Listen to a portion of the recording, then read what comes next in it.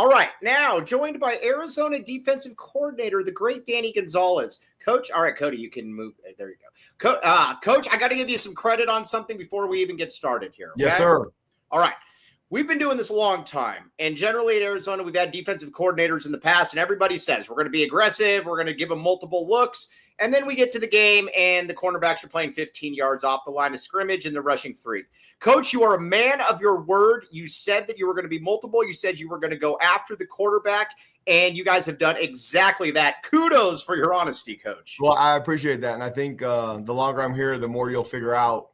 I live in a very black and white world. There's no gray area. If we suck, I'm going to tell you we suck. And if I don't, I'm going to give you my honest opinion. Does it mean I'm right all the time? No, it doesn't. I mean, it's similar to the stuff I talked about last year. I mean, when we're doing a good job, I think the kids deserve all the credit.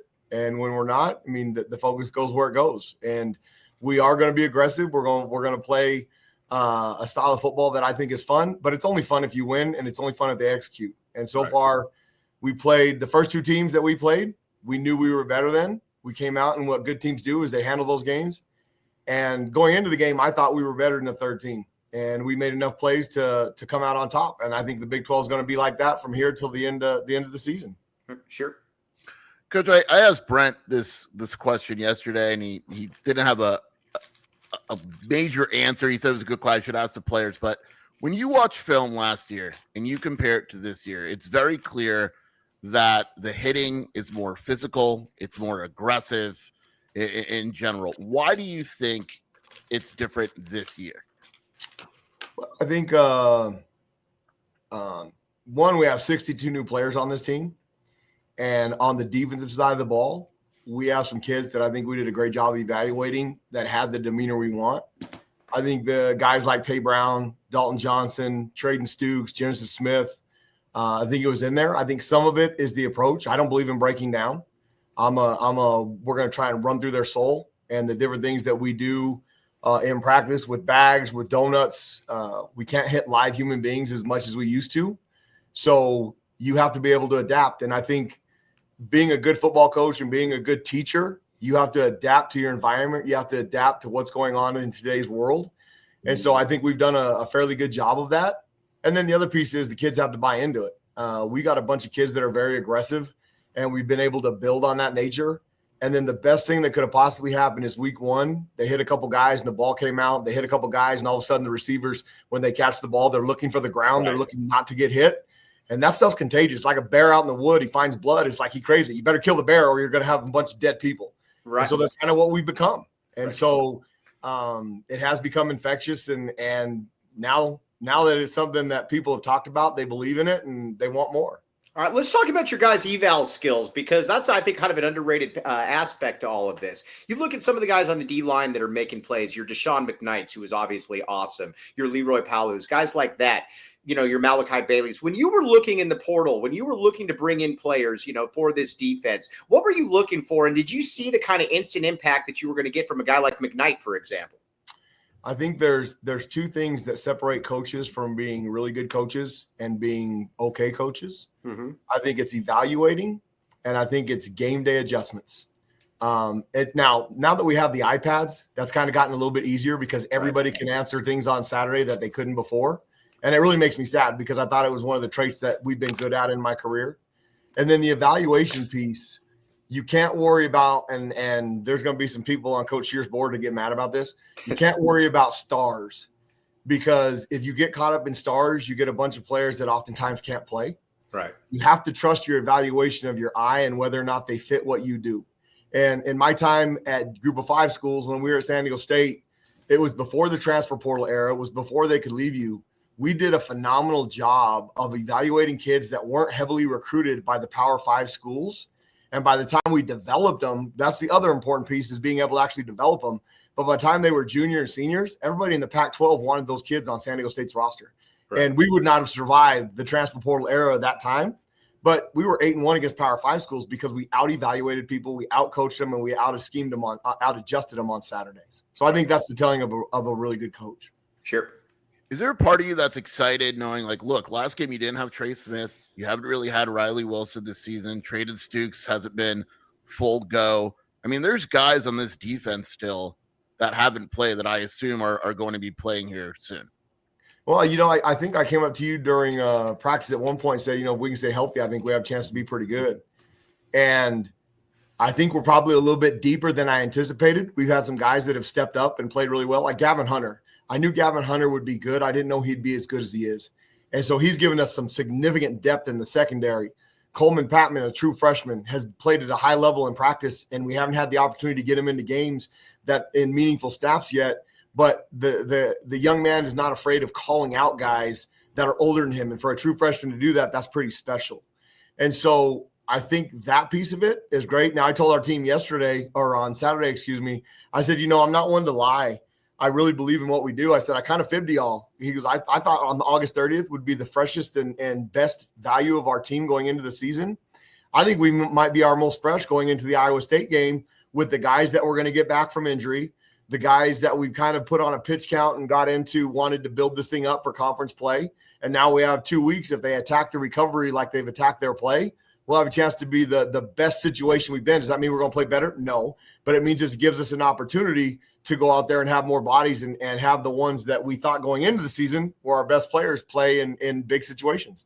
Let's talk about the defensive backs a little bit. It feels like it's a deeper unit than it was last year, and that you've got a multitude of corners that you're able to move in and out. You've got quite a few safeties. Talk about the defensive backs and what they've just been able to bring this year. Well, the really exciting part, and this started way back in December, and I got the opportunity. I love Gunnar Maldonado. I mean, I recruited him when I was at the other school up north. I was his first Power 4 offer, and we had a really, really neat exchange before the game. He played his tail off, made a couple of plays. That group, when we were recruiting them, when they took their trip to Washington and they decided to go through the process and figure out, and like Dalton Johnson had never been recruited, went through COVID, Traden Stoops, walk-on, never been recruited. They got the opportunity to feel valued in the value that they earned through their play. Yeah. And my sell to them was, hey, I've been doing this for a long time. I've had some very successful secondaries. And then we gave them the pitch of, you're going to have opportunities at a ton of interceptions. We're leading the nation right now, or we're second in the nation in interceptions. We're leading in gain turnovers. And that was part of the sell, that you're going to have opportunities. Now, if you drop them, you can't blame that on me. If we could go right. I'm like really mad at Genesis right now because he's got 3 interceptions that he's touched in his hands that he could have. But we're going to be able to create those opportunities if you just believe, because we're going to hit quarterbacks. We're going to be violent in the way we teach you, and we're going to be aggressive in opportunities to make plays. Between Traden and Dalton and Jen inside, those pieces have been really good. Now, Gavin Hunter, who's matured, has developed as a football player, he's given us another piece. I think our rotation at corner, minus Marquise, who hasn't fully been healthy, and I'm anticipating him being healthy for the Iowa State game. We've had a 3-man role at corner, and those guys have played outstanding, which is better for Marquise because now all of a sudden competition breeds excellence. And so that sucker got banged up during fall camp. Well, guess what? He doesn't just get to walk back out there and all of a sudden he's the number 1 corner because those guys have been playing at such an elite level, which is going to make Marquise better because now he's competing with guys that we think are playing at the top of our conference. So that piece is exciting. We've got some young pieces inside between Coleman Patman, Jack Luttrell, and then Gavin Hunter, who we have a rotation there that if one of those guys get tired or if something happens, it's not as near as a catastrophe as it was last year. When Dalton Johnson didn't play against Kansas State last year, Owen Goss came in and was serviceable, but probably wasn't ready for that moment at the time. Traden Stoops got banged up. Now we're having to put Jen at star. We're putting to put Jack. I think they're more prepared, 1, because of the experience they got last year, and then 2, some of the things that we're doing to give them a chance. And then the best part of that group is they choose violence.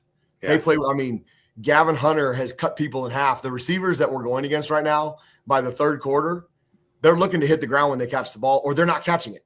And I think that's a testament to those guys and the guys running to the ball. Because when you have a 300-pounder like Tia Savea or Leroy Paulo or Deshaun McKnight, and those guys are coming inside on jet screens or they're on the perimeter, and Mike Dansby, the corner's holding them up, like Mike Dansby took the brunt of that against Weber State because Max is flying to the ball. Like there's going to be some friendly and fire involved. You got to understand that. And when it's a 300-pounder that's coming to take your soul, the receivers are starting to think about what's going to happen to them, and that's pretty fun. Yeah, sure. There's the touchdown Kansas State had on the run by Brown. Genesis takes the wrong angle or whatever it was, you're seen talking to him on the sideline. And the rest of the game, he's outstanding. Genesis' personality, the ability to kind of take him to the side, point that out, and have him correct it. We know he's good as a player, but how important is that kind of in his development? I think it's really important, and I'm gonna credit this to my 11-year-old Abby that has Down syndrome. She actually taught me how to be a much better coach because I learned from her. All kids learn differently, whether you have a disability, whether it does not matter, whether you have an IEP. I mean, every individual learns differently, and there's some kids that you can mother F and get after them, and there's some kids that you can teach them. There's some kids, and Jen is good at any of it. I mean, I can get mad and frustrated, and sometimes I tell those guys, like, I'm going to yell at you because it's my frustration coming out, and you just got to let it roll off your back. But in a coaching moment, in a teaching moment, I don't believe in yelling because when people yell at you, usually you tune them out. It's just like road rage. Somebody's yelling at you in the car, you freaking do whatever you're going to do, but you're not listening to what they're saying. I really, on that play, it really wasn't Genesis's fault. We have a linebacker that's not lined up right. Give K-State credit. They gave us the Wildcat look, which we had practiced, but we had made such an emphasis on Avery Johnson not running the ball. Like I talked about in the press conference the week before, Galecki got a 16-yard run on the first play of the game. That's going to be 60. And I told those suckers, like, that dude is not going to get a yard running. Not one. Like, I don't want to stat with 1 yard on that thing. He had minus 16, by the way. Yeah. So when they moved him out of the picture, Jace Brown takes the ball around the edge. We have a linebacker that should come fit from the outside. Well, he peeks over the quarterback. So we lose dominant contact there because if you're thinking, all of a sudden you're not playing fast. So we get in the way there. Genesis is coming at the angle, and you watch how we hit those bags pre-bag and during practice. Like, just go cut a guy in half. If you stutter, you're never going to make the play. And he stuttered because he wasn't sure where the linebacker was going to fit.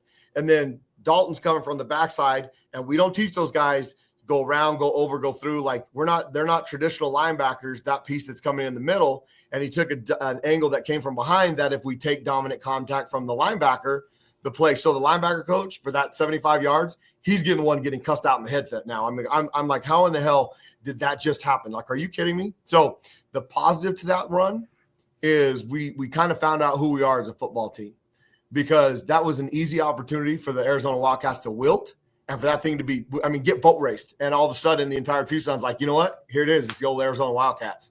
And for the 122 years that we played football at this school, there's been a bunch of that. Right. And so being able to fight that off and Coach B with the red line, and I know a lot of people get frustrated with red line, but that's who we are. It's the belief that we've had. Roll the boat. There's a bunch of people that bitch about that complain about that too. But you know what? They believe in it and it works. Our kids have bought in and they believe in the mantra that we sing around here. It's played 100 miles an hour 100% of the time. And if you get them in good enough shape, they actually can. So that 75-yard run, which, listen to this stat. In 52 plays, which we played on defense, 52 of the 52 of them, they had 49 total yards offense. In 4 plays, they had 140 yards. 4 plays. So I'm losing my mind all week long over 4 plays. Like, if we can fix that, like, we can be pretty dang good on defense. And I told them, don't listen to all this stuff. Everybody's patting you on the back about how we're back, Desert Swarm's back. And I warned everybody about this. Like, we are not the Desert Swarm. That 2, 7, and 10 is unbelievable. But what we are is a group that believes in what we're doing and they play hard. And then let's get to the end of the season and see where we're at. Don't listen to all that. And there's a good, but Coach Saban talks about a poison, all that stuff. Well, I don't know that I necessarily believe that because what we're trying to build in the city of Tucson means that we need everybody to be invested. Go ahead, tell us our football players are great. Tell us that you like us. We just have to do a better job of not believing that we've arrived. Because when you believe you arrived, you get your tail whipped. And so I want everybody, and I've seen on Twitter and stuff, and I've seen people talk about, I'm excited about this team. But the reality is they're scared of this football team right now because this football team is giving them hope. And hope is a terrible, terrible plan for being good. But the city as a fan, they have hope and they have desire. And when you lose, all of a sudden it's like you got stabbed in the gut. It hurts. Right. I want those people to have hope. I want them to have desire. I want them to believe in what we're doing. So go ahead and continue to tell us how great we are. And it's my job to tell those guys, don't listen to that nonsense. That's the same group that said you were going to be worth a crap. So we'll keep going down that path. Now, going into the Big 12, Coach, you got Iowa State coming up. What are you looking for from your defense obviously with Big 12 play starting? You got Iowa State. You got a pretty good defense or a pretty good offense there. You got a good quarterback. What are you looking for from your defense as they progress into conference play? we will take the same approach that we took week 1, week 2, and week 3. We are a faceless opponent. Our worst enemy is still the University of Arizona. Our worst enemy is assignment errors. Our worst enemy is when we have opportunities to make plays and we don't, because I talk about it all the time. We're not a gap control scheme. We cancel gaps with movement and alignment. And when that movement doesn't happen, that's a critical error. So we have to continue to clean up, because we did not play perfect against Kansas State. We had plenty of opportunities that we could have played better. I mean, look at the 75-yard run. So we've got to continue to focus on us. And then we will give them on Monday night. We have a little powwow about who we're going to play next, and we give them a breakdown of Rocco Becht, and we give them a breakdown of everything. They have 3 of their 5 linemen coming back, and all the things that they've done within that program to be successful. And Matt Campbell's done a phenomenal job of building something. I mean, the standard of the programs in the Big 12. You got Kansas State, you got Iowa State. They're perennially every year are at the top of your league. So how do we build to get there? It's going to be a whiteout. It's going to be an unbelievable environment. It's going to be a challenge. So how do we stay focused on us? Give them what's going to happen to them on first down, second down, third down. How are you going to win the championship down? And then what are we going to do to give our offense the opportunity with short fields so that we can stay in that football game and have a chance when 44% of Big 12 football games since 2017 have come down to one possession at the end of the game, just like last week. So we've got to be able to get ourselves in that situation and then thrive in that moment. What do you say when your defense is having to deal with a short field like you had early on against Kansas State, obviously with the muff punt? Is there anything different you say, or how does that go about? You know what? Our mantra, and you'll hear our kids say it all the time: know what to do and how to do it. Mm-hmm. All 11 to the ball in a bad humor, and go ahead and look up bad humor in the dictionary because it's pretty violent and pretty aggressive. And then keep them out of the freaking end zone. Right. And so that's our job. I mean, it doesn't matter if we start on the 5, doesn't matter if we start on the 25.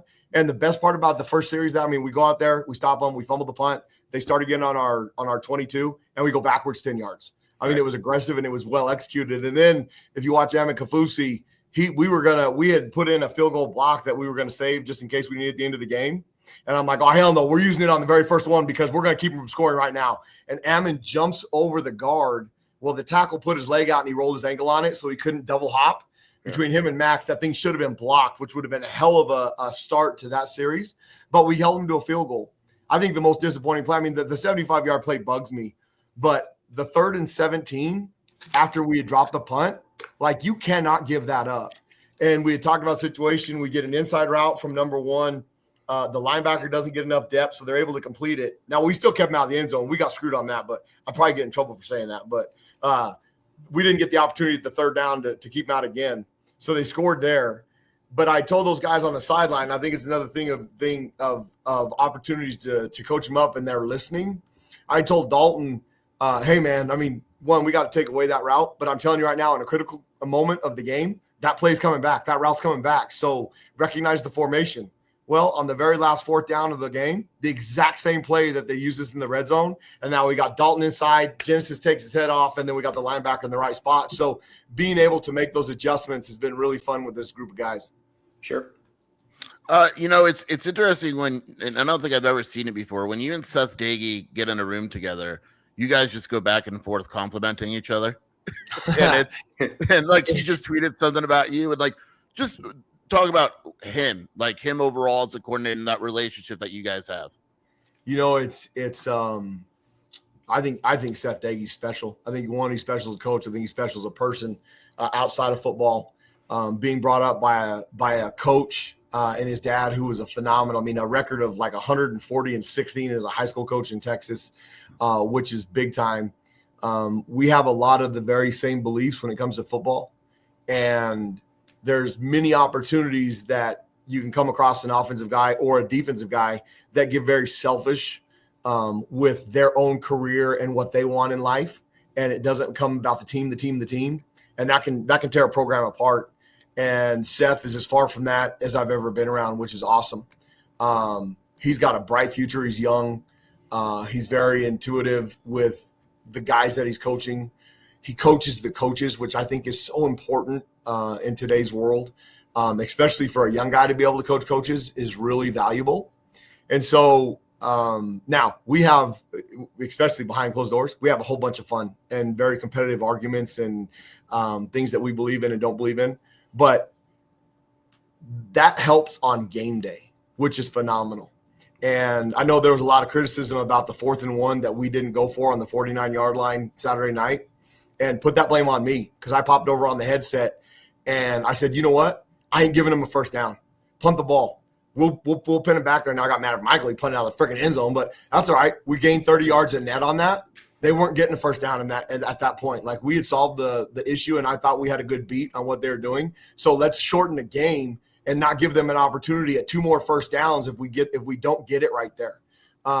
If I didn't feel that we were having as much success, hell no. I'm the first one to say, even on our 30-yard line, I'll pop over there on 4th down, be like, B, I'm good. Go for it, man.